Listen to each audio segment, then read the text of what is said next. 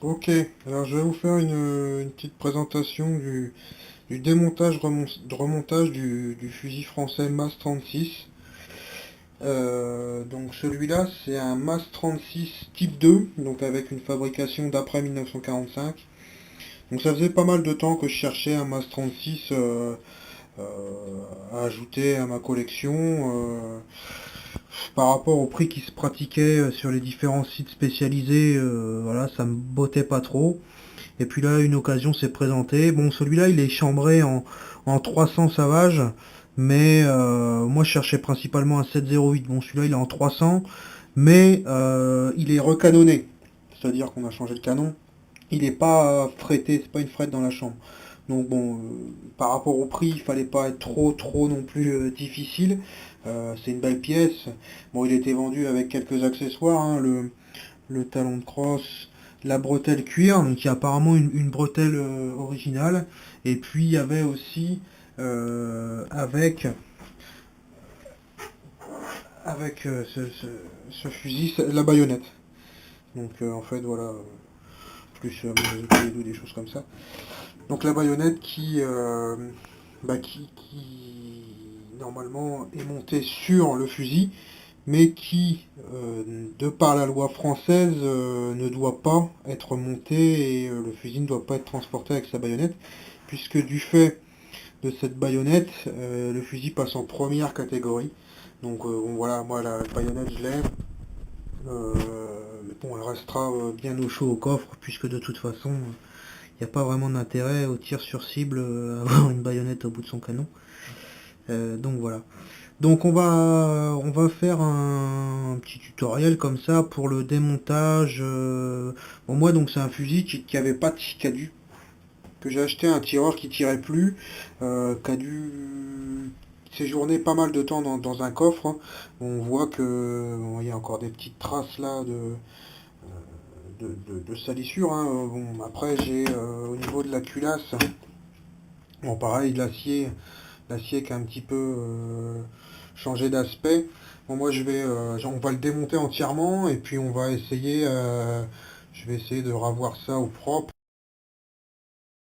Voilà donc pour débuter cette petite vidéo de démontage, on va commencer par démonter la culasse. Donc la culasse comme sur toutes les armes entre guillemets classiques et anciennes, pour démonter la culasse, ben, on appuie sur la détente et on tire la culasse en arrière. Voilà, on entend le petit clic. Donc voilà la culasse qui est démontée de son canon. Pour démonter la culasse en elle-même, ben, c'est très simple. Vous avez ici à l'arrière de votre culasse la lettre D, D pour démontage. Donc en fait pour démonter, pour avoir accès au percusseur, au ressort et au bouchon, enfin ça c'est le bouchon de culasse, c'est très simple, hein. Vous appuyez sur le bouchon de culasse, vous faites un quart de tour, donc vous amenez le dé appuyé, vous amenez le dé vers le levier et ça tourne, ça sort. Voilà. Donc là vous avez le bouchon de culasse, le ressort et le percuteur qui normalement voilà est le percuteur. Voilà. Donc trois pièces plus la culasse en elle-même. Donc la culasse, un bon bout de ferraille, hein, une belle pièce. Bon moi pour le coup là, celle-ci elle est quand même, elle est un petit peu marquée. Alors bon, moi je vais la nettoyer un petit peu. Je vais pas la rendre neuve, hein, mais je vais la nettoyer un petit peu, histoire d'enlever toutes ces traces. C'est pas de la corrosion, hein, ça commence à être piqué, il est temps d'intervenir en fait. Voilà. Donc ça c'était le démontage de la culasse. Ensuite, on va démonter la deuxième chose relativement simple à faire, c'est le magasin. Donc pour démonter le magasin, ben, c'est très simple, hein. Vous avez ici un bouton, vous en avez un autre de l'autre côté. Bon, le seul qui est mobile, c'est le bouton du fond. Donc on appuie sur le bouton du fond et voilà, le magasin sort. Donc on a pour le MAS 36 en réalité trois pièces en bois. la crosse, le fût et le garde-main. Pour démonter, il va falloir confectionner un outil spécial. Parce que, eh ben, sur ce type de MAS 36, la vis, elle est particulière. Voilà, donc c'est en réalité une vis, elle n'est pas plate, elle est un petit peu... c'est je sais pas, une vis à oreille, on appelle ça. Je sais pas comment on appelle ça réellement, mais voilà. Donc il a fallu que moi j'adapte, hein, un petit peu comme sur les armes anciennes, il faut toujours un petit peu s'adapter. Donc moi j'ai tout simplement pris un tournevis plat, et puis ben avec la Dremel, je lui ai fait deux oreilles, quoi. Voilà, donc je l'ai coupé, j'ai limé un petit peu le milieu, et puis voilà. Donc vous en avez au niveau de la grenadière, cette vis là, donc, que j'ai fait avec un gros tournevis, c'est au niveau de la grenadière. Et vous avez au niveau de l'embouchoir, ici la pièce ici c'est l'embouchoir, une petite. Alors celle-ci, moi je l'ai réussi à la trouver dans un... Maintenant ils vendent des kits un petit peu pour... des kits d'embout pour démonter un peu tout et n'importe quoi. Donc ça, celle-là je l'avais. Donc celle-là je l'ai pas fabriquée, j'ai acheté comme ça. Mais bon, par contre, pour l'autre, ben, je vous dis, hein, tournevis plat, on met un coup de Dremel au milieu ou un coup de lime et puis ça fait l'affaire, quoi. Donc pour démonter, très simple. Donc moi je vais pas démonter à partir de cet endroit-là puisque je vais laisser la sangle sur la crosse. Il n'y a aucun intérêt à la démonter, elle est bien là. Je vais démonter donc au niveau de la grenadière et puis au niveau de l'embouchoir. Vous allez voir, une fois qu'on a démonté ça, ensuite c'est relativement simple. Donc là, bah, c'est très simple, hein, je mets donc, mon tournevis, je dévisse. Donc là on voit, voilà, c'était pas super vissé. Voilà. Donc la vis, je retire ma sangle, et donc je peux retirer cette pièce-là. Donc pour la retirer c'est très simple, hein, on l'écarte un petit peu, on la fait pivoter, et voilà, elle sort relativement facilement. Voilà. Ensuite au niveau de l'embouchoir, alors l'embouchoir je prends l'autre embout, puisqu'il est beaucoup plus petit celui-là. Donc l'embouchoir, voilà. Donc il n'était pas serré non plus. Voilà, alors on voit là que, ben, bon, moi j'ai eu la chance de trouver les bons outils. Mais là on voit que l'ancien propriétaire, lui, à mon avis, il n'avait pas trouvé les bons outils et bon, il a un petit peu matraqué les vis. Alors je verrai, peut-être que j'essaierai d'en retrouver sur une bourse ou... Ouais, nous par ici on a pas mal de bourses, on arrive à... Bourse aux armes, on arrive à trouver pas mal de choses. Voilà. Donc, bah écoutez, on a démonté tout ça. Il va falloir retirer l'embouchoir. Alors ça, c'est pas... J'ai déjà démonté sur un MAS 36 comme ça une fois. J'avais eu un peu de mal à le faire. Alors j'espère que pour ce coup-là, ça va aller mieux. Parce que c'est toujours un peu raide. Il faut pas hésiter à y aller. Bon, après, c'est un peu raide, hein, c'est normal. Voilà, il faut y aller. Voilà, bon là, il est venu assez facilement. Je peux vous assurer que il arrive des moments où c'est pas toujours facile. Alors, on peut...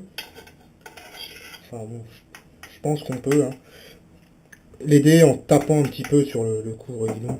Bon voilà, bon dans tous les cas, on retire l'embouchoir, donc voilà, cette pièce-là. Et on a accès donc, désormais, on va pouvoir séparer le fût du garde-main. Donc, on lève, voilà, et on peut enlever le fût. Donc là, le fût, on voit qu'il est accroché ici au bloc culasse. Bon, voilà.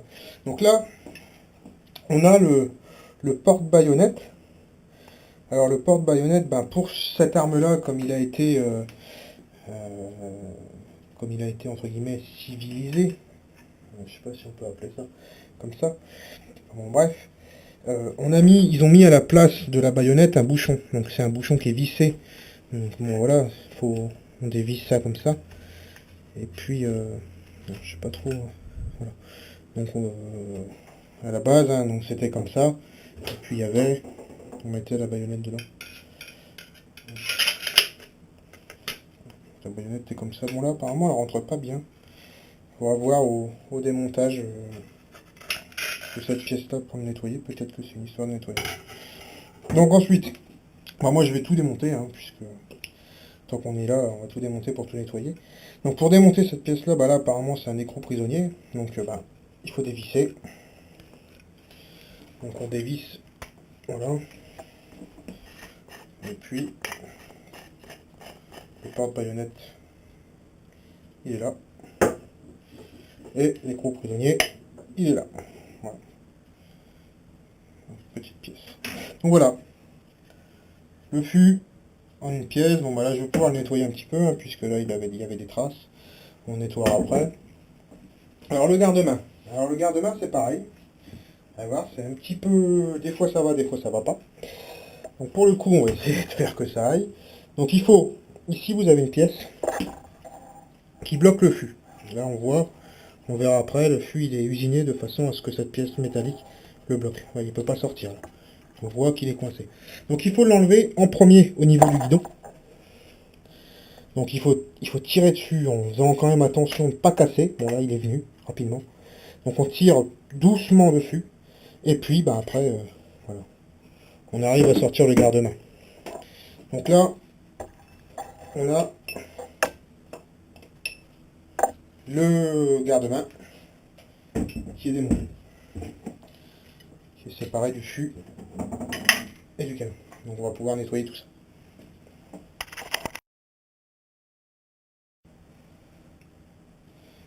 Voilà, donc notre MAS 36, bah, il ressemble plus à grand chose, hein, puisque bah, on lui a enlevé cette partie en bois.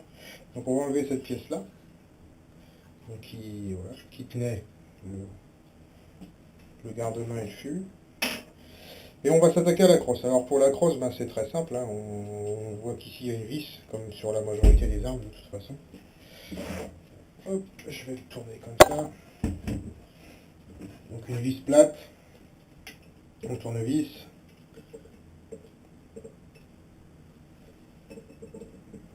Voilà. Je dévisse cette partie-là, j'enlève la vis. Donc c'est la vis qui tient aussi le ponté, donc je peux enlever le ponté. Voilà. Voilà. Et je retourne le fusil et donc la crosse elle sort. Alors la crosse elle est découpée de façon à faire passer la détente dedans. Voilà. Donc on a notre MAS 36, enfin, notre canon de MAS 36 avec son bloc culasse et sa crosse. Donc la crosse elle est relativement belle. Bon, c'est dommage, elle est un petit peu abîmée ici, mais bon voilà, c'est comme ça. Voilà, donc on va pouvoir désormais on l'a démonté entièrement, donc on va pas aller plus loin, on va pas sortir le canon du bloc culasse. Là on a quand même accès à la majorité des pièces, hein, on a quand même tout le mécanisme de détente. Donc, je vais pas aller plus loin, je vais pas démonter, ça sert strictement à rien de démonter ça. Je vais bien nettoyer avec la brosse à dents et puis mon produit, mon solvant, mais je vais pas aller plus loin. Je vais pas démonter non plus le canon, ça sert strictement à rien non plus. Je vais faire un bon nettoyage de canon, et puis ensuite une bonne lubrification, et puis on remontera comme ça. Voilà, donc pour le nettoyage de canon, moi j'utilise des produits, j'ai toujours utilisé ces produits-là, donc je n'ai pas changé depuis le temps. J'utilise des produits Shooter Choice. Alors ce sont des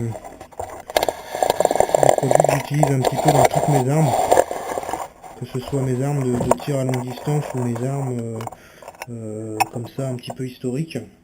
Bon, de toute façon c'est le même principe, hein, on traite un canon, donc j'utilise les mêmes produits. Donc voilà les différentes choses que j'utilise. Alors bon, moi j'utilise ça, d'autres utilisent d'autres choses, ça marche aussi, après c'est un petit peu les goûts et les couleurs de chacun. Donc principalement le MC7. Donc MC7 ça c'est un nettoyant polyvalent. On peut faire le plomb, la poudre, le cuivre sur toutes les armes. Voilà, il n'y a aucun souci là-dessus. Ensuite un déplombant. Bon bah là bon, j'utilise ça aussi surtout bon voilà, pour les carabines Van de Lanriff. Par exemple dans les canons où on a toujours des têtes plomb. Bon, principalement, c'est pas mal. Et puis un décuivrant, bon moi décuivrant là, ça c'est typiquement pour mes armes de tir à longue distance, avec les ogives blindées. J'ai une petite huile aussi qui est sympa. Alors bon, elle était sympa, je l'ai achetée parce que je vous dis sincèrement, voilà, il y avait ça au moment où j'ai acheté les autres produits. Alors c'est de la Snake Oil. Alors apparemment, elle est bio et elle est propre pour l'environnement. Bon, c'est de l'huile de carabine classique, quoi. Voilà. Donc pour nettoyer le canon, moi j'utilise aussi une chose qui est très importante. Enfin alors après, ça c'est pour moi c'est la chose la plus importante, mais bon, tout le monde ne connaît pas apparemment. C'est le guide baguette. Alors le guide baguette, ça sert à quoi? Eh ben ça sert tout simplement à guider la baguette au niveau de la chambre et au niveau de la prise de rayure pour éviter que votre baguette vienne en contact avec la prise de rayure au niveau de votre canon. Alors moi j'utilise ça, ça fonctionne très simplement. Il faut, on remplace, on démonte la culasse bien sûr, et puis on met le guide baguette à la place de la culasse. Donc là, voilà, j'ai mis mon guide baguette, on l'enfonce un petit peu, et puis voilà. Donc ça va permettre à la baguette de bien coulisser dans le canon sans jamais venir en contact avec les rayures, les prises de rayures en tout cas. Et puis ensuite, le troisième, enfin le dernier petit ustensile que j'utilise et qu'on va utiliser là pour le coup, c'est bah voilà, la brosse à dents, tout simplement. Alors celle-ci, elle est particulière parce que vous avez vu, il y a deux côtés, donc ici les poils un petit peu plus durs, ici un petit peu plus souple. Ah, ça c'est typiquement le gadget que j'ai acheté pour me faire plaisir, mais si vous avez des brosses à dents dans votre caisse à outils, voilà, ça fera l'affaire. Hein. Donc, pour le nettoyage, alors là, bon, j'ai passé un coup d'œil, j'ai jeté un coup d'œil plutôt dans le canon, il est propre. Je pense qu'il avait été nettoyé avant de remiser le fusil au coffre. Donc on va faire un nettoyage relativement sommaire, mais néanmoins, bon, il faut le faire. Donc pour le nettoyer, bah, moi j'utilise principalement. Alors moi j'ai fait. J'ai pas eu envie de me prendre la tête à chaque fois à changer mon écouvillon. Donc moi j'utilise plusieurs baguettes par outil. Donc j'ai une baguette porte-tampon VFG. J'ai une baguette Pro Shoot pour pouvoir accrocher mes écouvillons. Et j'ai une baguette de Way que j'utilise quand je suis à la maison ici, que je laisse toujours ici pour faire la finition ici à la maison. Donc typiquement bah, j'utilise les tampons VFG, voilà, pour le porte-tampon. Donc, on va le faire. Hein. Donc, on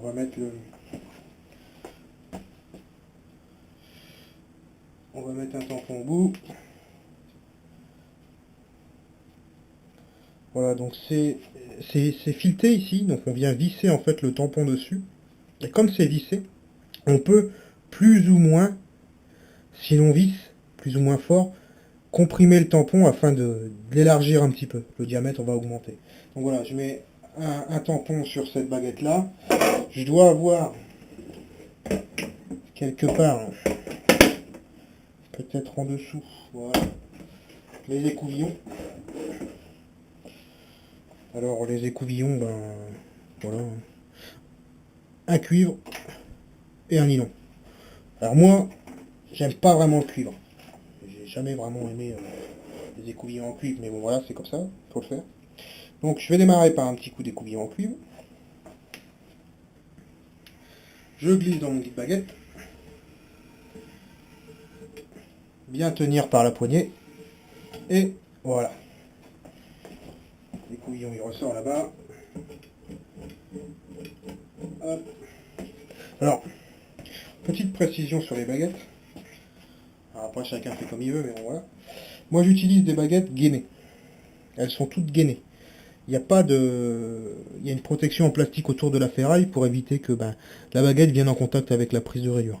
Alors moi c'est parce que je fais du tir à longue distance avec des carabines relativement précises et je voudrais pas que en nettoyant mon canon je l'abîme. Voilà, ça s'use relativement déjà vite avec les balles, enfin vite, c'est une histoire de parler, mais moi j'utilise ça, voilà, des baguettes gainées, alors celle-ci elle est gainée, c'est une Pro Shoot, La Dewey, pareil, elle est gainée aussi. Et puis là, j'avais une VFG démontable. Alors celle-ci, bon, elle n'était pas gainée, mais je l'ai montée et puis je l'ai enroulée dans du Chetterton. Voilà, comme ça, elle est protégée et puis ça évite que l'acier rentre en contact avec les rayures. Donc là, on a passé un coup d'écouville en cuivre. Ensuite, moi, je vais passer un petit coup de d'MC7 pour nettoyer le canon. Alors ça, c'est vraiment le nettoyant polyvalent. Donc là, on imbibe le tampon. Alors, la chose qu'il faut quand même faire attention, bon là pour le coup, nous on a démonté la crosse, on a démonté tous les boiseries, mais ces produits-là, ce sont quand même des produits qui sont relativement, entre guillemets, agressifs.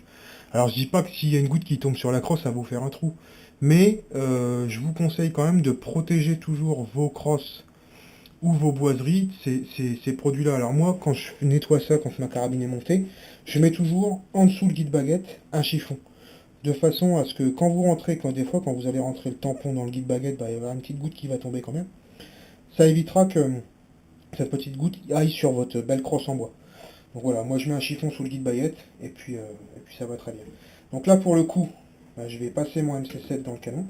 Alors je vous conseille aussi, parce que j'ai déjà eu la triste expérience, quand vous nettoyez avec des produits de ce type-là, moi là j'en ai pas mis aujourd'hui, c'est pas bien, mais je mets toujours des gants, alors des petits gants jetables, pour éviter que le produit rentre en contact avec la peau. Parce que bon bah là voilà, hein, une belle petite plaie, un petit morceau de peau qu'à sauter. Ces produits-là, ça reste des produits chimiques.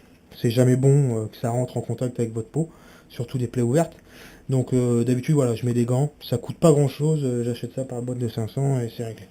Voilà, donc je vous conseille quand même d'en mettre parce que je sais qu'une fois j'avais une plaie comme ça, j'ai eu du déplombant, non, du désencuivrant sur mes doigts, et je peux vous assurer que ça m'a brûlé fortement. Donc voilà, donc là pour le coup on va pousser le tampon d'MC7 dans le canon, voilà. Donc là, bah, le tampon, voilà, il ressort. Alors on voit on voit pas, forcément vous verrez pas, mais on voit la prise de rayure, hein. Là on voit bien la prise de rayure, les rayures sont nettes, voilà, donc c'est propre. Bon. Donc là, pour le coup, faudrait en passer 2 ou 3 fois pour que le canon soit nickel. Moi, sincèrement, le canon, pour moi, là, je vais regarder comme ça, mais je pense que pour moi, on va essayer d'aller voir. Ouais, on va pas voir grand-chose. Non, il est propre, hein, il y a vraiment pas, il y a pas de souci, on va le laisser comme ça, hein, on va pas non plus, on va pas le polir le canon. Alors voilà. Donc là, j'ai fait du MC7. Je vais pas faire autre chose, hein, parce que bon, je vous dis, voilà, on pourrait, hein, donc le même principe, hein, le tampon, on l'imbibe de désencuivrant, on le passe, on l'imbibe de déplombant, on le passe, et puis ensuite, surtout, on le passe sec pour enlever le reste des produits chimiques qui resteraient dans le canon. Alors là, nous, pour le coup, bah, quand on a fini le nettoyage du canon, de l'intérieur du canon, on va repasser un tampon imbibé d'huile, euh, pour éviter bah, la corrosion dans le canon. Mais c'est tout. Ça n'ira pas plus loin. Donc là, on remet un tampon sur la baguette. Et puis, hop, un petit peu d'huile. On va pas non plus en mettre des masses, hein. Mais bon, il faut pour... C'est ça qui va protéger votre canon de la corrosion. Alors ça s'applique pour toutes les armes, bien sûr, hein, que ce soit de la 22, du 12, du tir à longue distance ou de l'arme comme ça, entre guillemets historique. Voilà, je glisse mon tampon dans mon guide baguette. Et voilà, un petit peu d'huile, ça fait pas de mal. Voilà. Donc là, on a fini la phase nettoyage du canon à l'intérieur. Bon, moi, je vous dis, c'était une arme qui était propre, hein, c'était entretenu par un tireur. Je pense que la personne nettoyait ses armes après chaque séance de tir. Bon, pour le coup, c'est un nettoyage sommaire, mais il fallait le faire. Ouais, donc après avoir nettoyé le canon, bah, nous on va s'attaquer, je vais m'attaquer là au nettoyage entre guillemets du reste, hein. Alors bah, on va nettoyer à la brosse à dents, hein. Un peu d'huile de coude, et puis bon, ce MAS 36 ça va, il n'y a pas non plus de. ça va très vite, hein, il n'y a pas de partie exiguë, voilà. Donc on nettoie bien toutes les parties métalliques.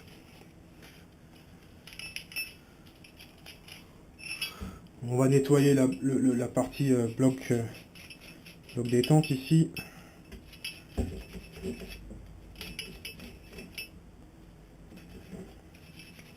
Ouais.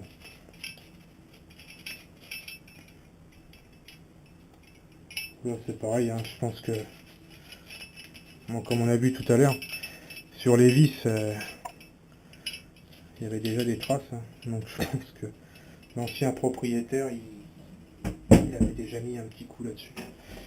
Voilà. Donc on a nettoyé ça.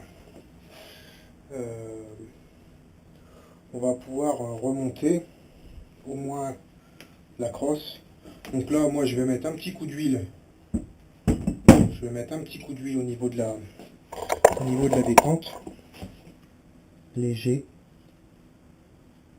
Voilà. De chaque côté. Elle va descendre, hein, de toute façon. Je vais mettre un petit coup d'huile au niveau, pareil, du mécanisme. Pareil, ça va descendre. Voilà. Et un petit coup d'huile au niveau de l'axe. Ici. Alors c'est l'intérêt d'avoir une petite buette. Voilà, c'est pas mal. Voilà. Donc là on a bien toutes les parties là qui sont bien huilées. Il n'y a pas de problème. On va en mettre un petit peu à l'intérieur aussi. Alors il faut, bien sûr, quand vous nettoyez comme ça, il faut, après une fois que vous avez enlevé votre guide baguette, bah, il faut aussi nettoyer l'intérieur du guide culasse, hein. Du bloc culasse, pardon. Voilà, donc moi, pour cette partie-là, c'est bon, c'est propre. Donc on va y remettre la détente. Voilà. On va remettre bien en contact. Et puis, on va reprendre donc le ponté. On le passe dans le bloc culasse. On avance un petit peu, puis voilà. On met la vis. Alors moi je fais une micro goutte. Voilà, parce que pas remonter à sec, entre guillemets, ça reste de la mécanique. Une vis dans un filetage, un petit peu d'huile, ça ne fait pas de mal. Voilà, donc là on a remis la vis. On serre, pas comme des bœufs. Légèrement, voilà, c'est bon, c'est serré. De toute façon, dans les phases de nettoyage classique, on mettra un petit coup après sur les vis. De temps en temps, ça fait pas de mal. Voilà. Donc on a fait ça. On a remonté donc la crosse sur le boîtier de culasse. On va faire le garde-main et puis le fût. On remettra la grenadière, l'embouchoir, et puis ce sera fini. Alors pour remettre le garde-main, donc une fois qu'on a eu fait ça, on faut remettre cette pièce-là. Alors elle, cette pièce-là par contre elle est sale, donc là je vais pouvoir la nettoyer avec ma brosse à dents. Donc là bah, c'est le nettoyage. Voilà, rate. Hop.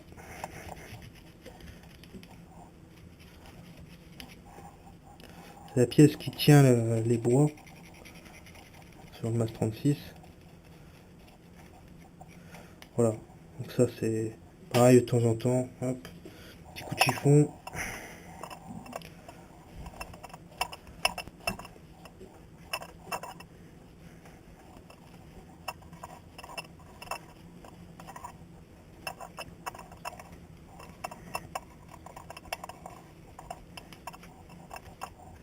Voilà, bon, ça ira. Relativement propre, encore une fois, je vais pas en faire une arme neuve. Donc pour le rentrer dedans, hein. Donc, le trou pour laisser passer le guidon. On fait glisser la bague jusqu'au bout et on met ici en dessous. Vous avez le trou qui est prévu pour laisser passer cette pièce là. Voilà. Donc on la met bien en place, cette pièce. Et puis on peut remettre donc le fût. Donc on a ici un petit ergot, un petit peu comme quand on remonte un fusil de chasse, ça ressemble un peu à ça. Tac, voilà. Voilà. Pièce comme ça. Voilà. Donc avant de remonter, là j'ai passé un petit coup d'huile, un petit chiffon imbibé d'huile, je l'ai dit tout à l'heure, sur le canon. Et puis on peut remonter le garde-main. Donc le garde-main, pareil. Bon, lui il est propre, il est très très propre, il est en bon état, le bois est beau. Ici, pièce là c'est nickel. Donc on va le remonter aussi. Voilà. Donc là on vient glisser en dessous et puis on le fait passer au niveau du guidon.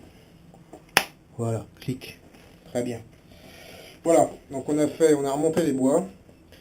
Pour tenir tout ça, on va remonter l'embouchoir dessus. Donc on reglisse le canon. Voilà.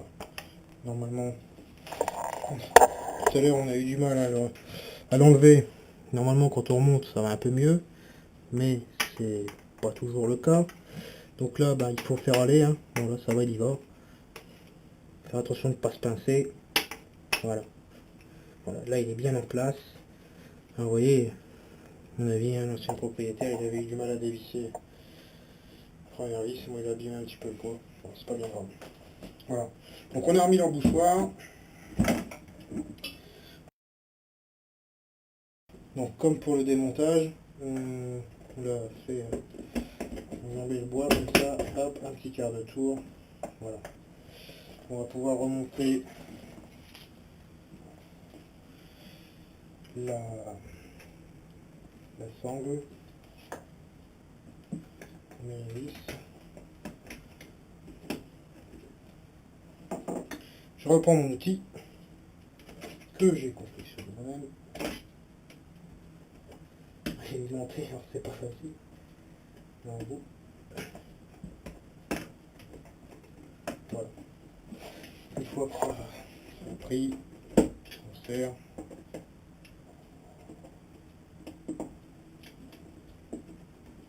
Voilà, c'est pareil, on ne serre pas comme un deux, ça sert à rien. Voilà. Là on a le sangle qui est bien accroché. On va pouvoir resserrer notre embouchoir. Alors, ma vis, bon, oui, on voit vraiment que la vis, là, on a encore de la chance de pouvoir la remonter. Hein. Donc l'embouchoir il a été remis. Voilà, on glisse la vis tranquillement. Et puis avec l'outil adéquat, c'est mieux de démonter avec les outils adéquats, ça évite d'abîmer. Alors après, on n'a peut-être pas toujours tout sous la main, mais à la mesure du possible, essayer de démonter avec les bons outils, parce que sinon ça les abîme, et puis voilà.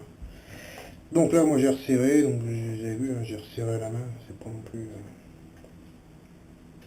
on ne peut pas tenir des tonnes dessus. Donc voilà, donc là on a fait la dernière phase, entre guillemets, puisqu'il nous reste à remonter la culasse, et puis le magasin sur le MAS 36. Voilà, donc la dernière pièce qui reste entre guillemets sur l'ensemble,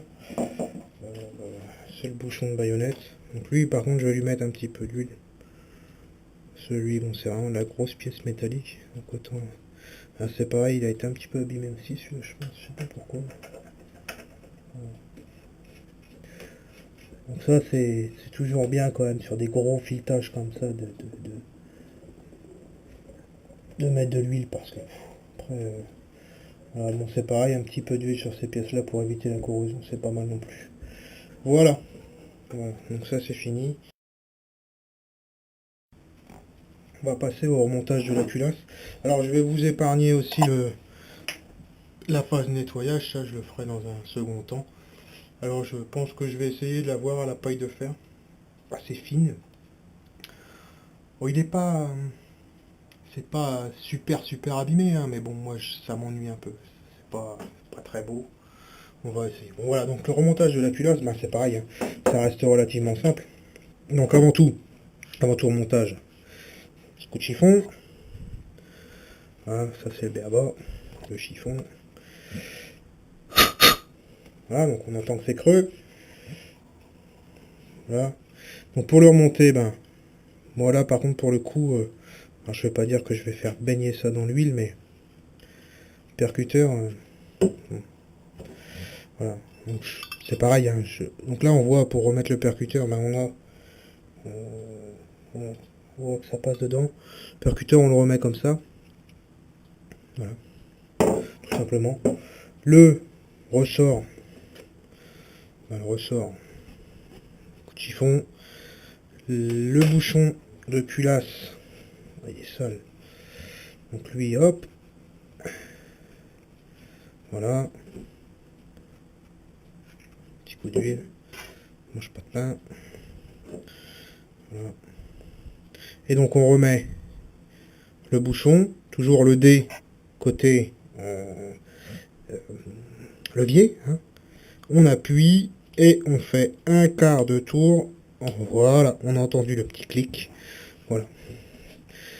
Donc voilà notre culasse remontée. Le percuteur huilé. Alors, pour... parce que ça rassure, un petit coup d'huile là, un petit coup d'huile sur l'extracteur. Un petit peu sur la culasse.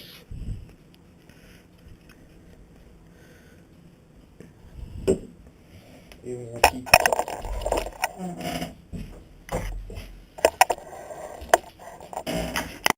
Donc bah, pour le remontage de la culasse, sens inverse, donc j'ai huilé, ça a marché, pas de problème.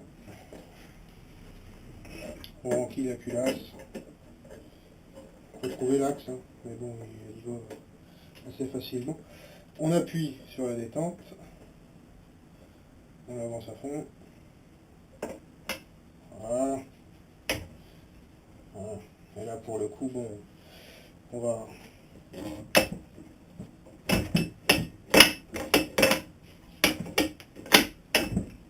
Et là on va tirer, alors c'est jamais bon, mais bon, faut bien vérifier que ça marche. Voilà, pas de souci. Alors le mieux c'est de mettre une balle en plastique, hein. Percuteur, il n'aime pas trop tirer à vite comme ça, c'est comme ça. Et puis pour finir, eh ben, on va remonter le magasin avec les élévateurs et ces choses là. Donc là pour le coup c'est pareil. Celui-là il est relativement propre. J'avais vu des plus abîmés que ça sur d'autres modèles. Mais... Voilà, pour remonter le magasin, hein, c'est sens inverse du démontage. Cette pièce là en premier et voilà, on vient clipser. Voilà, donc démontage, remontage du 936. Vous avez vu, hein, c'est pas, il n'y a rien de compliqué là-dedans. C'est une arme vraiment classique. Bon, moi je sais que c'était vraiment une arme que j'affectionnais. Je suis très content d'avoir trouvé surtout sur cette affaire, quoi. Maintenant il n'y a plus qu'à voir en cible ce que ça donne. Mais bon, néanmoins, rien que le fait d'en avoir un comme ça, il est relativement propre celui-là. Bon, j'aurais préféré forcément hein, avant 45, mais bon, voilà, fallait pas être difficile. Voilà, donc voilà la bête, terminée. Bon, j'ai 150 cartouches à recharger maintenant pour aller essayer tout ça. Voilà, donc c'était bah voilà, une petite vidéo pour vous montrer un petit peu, pour essayer de vous faire découvrir un petit peu cette arme. Merci beaucoup, et puis à bientôt pour une prochaine vidéo. La prochaine, je pense qu'on...